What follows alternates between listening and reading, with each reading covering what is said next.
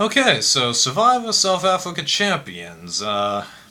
Thanks, Spanish Fly, for recommending that I view this season. You were right, this was a nice season of Survivor. Unfortunately, it's only in hindsight that I'm really able to appreciate it as much. Why? One, I ended up watching the show in blocks, so I won't go into the reasons why. Two, given the longer episodes, everybody got roughly the same amount of camera time, so it's really only in hindsight and when other castaways remind us of things the people have done in the past, you realize, oh yeah, that's how you get into this position. Because, like, I'm going to do some slight spoilers. There was a couple of Celoton members who, at the end, I was like, yeah, they've actually been the power players, but now they're in some trouble. And then there was a new Tower member who I go, oh yeah, another Dark Horse. Yeah, but did kind of happen out of nowhere. I mean, like, I know that this person has been here, but yeah, more camera time. And stuff like that. So, how did I feel about this season when I first started watching it? I did think that the twists were kind of numerous and somewhat silly, like constantly bringing in the sports heroes and having two captains for the team, although how they put them in the unique position where they can't vote at tribal but can't win the $1 million, and really all just a couple of additional jury votes, even though they are participating and monitoring the game for basically the entire time. That was good. And I have to admit, part of me has always wondered what would happen if, like, the American version of Survivor, for instance, was to bring back one returnee for each tribe, but not have them be in contention to win the million. Just try and get their tribes against each other. I mean, like, I know that's kind of like Big Brother 14, but I think the idea was still somewhat there before it happened, and who knows, that might be interesting. Why not? And I was also impressed that the same person who hosted seasons 3 and 4, even though I've never seen season 4, came back, and I was impressed with how much the guy had improved, because in season 3, I didn't think he was a bad host, but I never really felt like there was much to him. He was like stating obvious stuff, not trying to get the celebrities there, in much of a good mood and not asking the best questions. But in this season, man, he was good. He was asking great questions, interacting with the contestants very well, just like how Jeff does on his good days. Yeah, I still have some resentment towards Jeff's behavior because, yes, I still do feel like the main problem with the show is actually Jeff's actions, but I think I've repeatedly stated that enough. And it also helped that the contestants actually kept calling him by his name, because it just felt like that he was a lot more importance to the game. Let me tell you, that was good. And moving away from the opening thoughts and to the tribes, I was impressed with how I found myself kind of somewhat leaning towards one tribe, but at the same time kind of in the middle, because at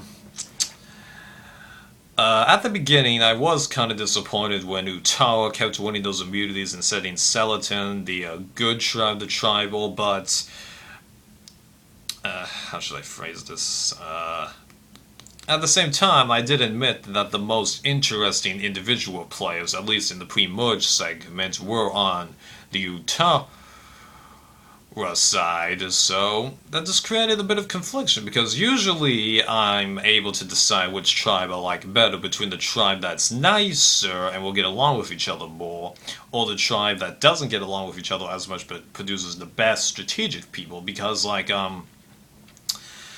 Survivor Israeli, I went for the tribe that produces the better strategists. I did the same thing in Survivor South Pacific. Although I think in Survivor Redemption 9, when I went to the tribe that kind of was more better working together, but then you got the Ant Buster and Rob, but well, whatever, you get the idea. But here, I honestly had a tougher time deciding, so it was interesting seeing all the different stuff happen on these respective tribes. Now, I have to admit, there's a couple of differences in this show's rules than the American version that kind of get at me, because, okay, being able to steal somebody's hidden immunity idol if it's in their possessions, because in the American version of Survivor, okay, you're allowed, I think, to scan someone's personal items to see if they have an idol, okay? So you shouldn't leave it in your possessions, but you can't take the idol and keep it for yourself or get rid of it. You have to leave it with that person. So, yeah, I wasn't really that happy when Shane or Marion were able to steal the idol that Cornet gave to, like, what's-her-face, Jen. That should not have happened. Really. And also, re-hiding a second idol after the merge. When, after Shane ended up playing the first idol he had for himself and such. Yeah, I don't totally get that, because it's kind of like the same thing in Survivor Caramel, where they re-hid that idol after the merge, breaking tradition, and they haven't done that since. So, not really a big fan of that. And then there's the bit where Marion and Graham were involved in the tie at the final 11 Tribal Council, and Nico is going, if there is still a tie, we will draw rocks. Well, don't you realize that they can only vote for Graham or Marion, so since there's an odd number of people voting, there wouldn't be a tie? Dude! It's just stuff like that. This doesn't make sense.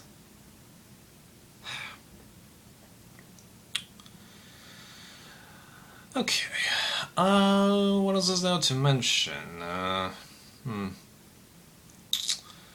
Well, I think I've covered pretty much all the dynamics of the game. I'm not going to discuss the Salvation Cup. Don't have anything to say there, really.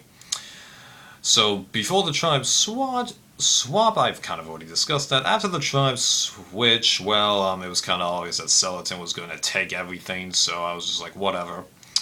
Then when the merge started, I have to admit, that was a pretty interesting jump back and forth and behavior of, like, the power groups, let me tell you. And it was interesting seeing what happened to, like, Shane, Marion, Xavion, because, yeah, I was really impressed with that guy. I mean, like, I thought he was going to be one of the first couple booted. Turns out he makes it all the way to the top 5, and could have won the game had Sivu not found that idol. Oh yeah, that's something else that gets to me, because in the American version, if you don't play your idol at Tribal, but actually don't even have the idol on you at Tribal, that idol is taken out of the game. So, yeah. That's something else that gets to me, As you can guess, I was basically voting for the Skeleton members versus the original Tower members at the end. Although, let me tell you, though, that was a good move by Sivu. Let me tell you, he thought about it, yeah. And then that Final Four thing, well, I was pretty surprised that Graham was voicing that to David, because I got the opinion that, had he not voiced that, Sivu and Bootley would have tried to make one of them flip on the other, because Graham was a darn good threat to win at that point, and I was kind of hoping that he would, even though Sivu was getting a fairly nice Dark Horse edit. But yeah, like David, he wouldn't have that much with the jury and such, and I'm impressed with how far he got, and he did matter a lot more than most of us would have thought he would. So him throwing in the towel, I think it's kind of odd, but at the same time, I do kind of respect the move, let me tell you. And him voting for Sivu, well, it actually makes sense, because Sivu originally was the one who was least comfortable with the plan, so David goes over to Sivu, so I'm writing your name down. Why? Now hear me out, because if you're not going to go along with the plan, and you're the one that's least for the plan, I'm going to get Graham, and we're going to write your name down, both of us, so it'll be a tie. You're not that comfortable with making fun. The two of us are, so you can either risk the fire thing, or you can go along with the plan, because now you have a lot more reason to. It just makes sense. Although I thought it was dumb that a bootleg was actually turning on Sivu, because even though I did think Sivu did have a nice shot with the jury, I don't totally get how you was suddenly that dismissive of Graham, you know, because even though Graham had pissed off some members of the jury, I totally could tell that he was the one that did the best strategic game, and that it wasn't as likely to be a Coach versus Sophie situation. But even though I was rooting for David's alliance at the Final Five, I was hoping that Sivu would beat him in that final tiebreaker, because going out like that, yeah, that wouldn't have been a good result for him. And I've kind of already iterated my thoughts on David, per se. And then that final free try, well, that was a pretty interesting tribal. I love how unique everyone's speeches were and such. Although I was totally surprised that a bootleg got more votes than Sivu, because I was just like, what the heck? What's really the merit? I mean, like, it's obvious that in hindsight, there was a little more to her than most of us would have predicted at the beginning of the show and all that stuff, but it wasn't so much for the gameplay, it was just her character, and that was it. So, like, Sully and Ma giving her the votes, just like, what the heck? And Xavier voted for Sivu. Now, that was surprising, although Marianne voted for Graham, that pretty much made a difference. And I was also really impressed that Graham ended up getting the votes of, like, all the original Soliton people, because, like, I think he burned, like, most of those votes that he had, let me tell you, and he ends up getting them. That was, pretty shocking. Especially Altov, just, wow. But ultimately, yeah, that was the right person to win the game, I think. And, that car twist at the end. Well, you were wondering why there's no car or anything like that. There you go.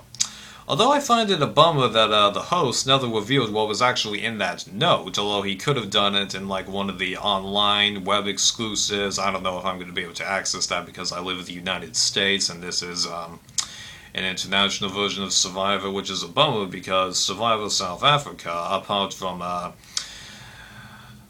Survivor UK and Survivor Australia, and then the couple of Survivor Israeli seasons that have been uploaded with English subtitles, is the only other international version of Survivor that I can actually see. So, yeah, not being able to see that stuff is kind of disappointing because I really do want to know what happens in seasons 1 and 4 and the last episode of season 2 because I can't find it anywhere.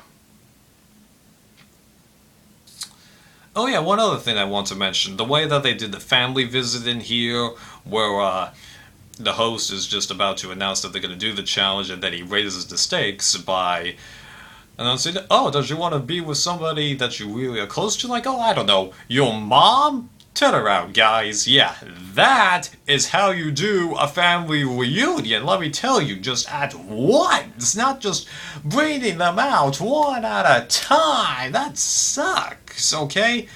I used to feel stuff for them when they did that format, but now when they do it, I just don't feel as much for them. But doing it all at once and playing that nice music in the background, that was great! So yeah, Jeff, take a few tips now, okay? If you even watch other versions of Survivor, I totally do not think he does. That wouldn't surprise me in the slightest. Okay, so, finally got this video made. I've been trying to make this vid for a while, but just haven't been able to. I guess I'm finally back in the mood for making these videos, huh? Later.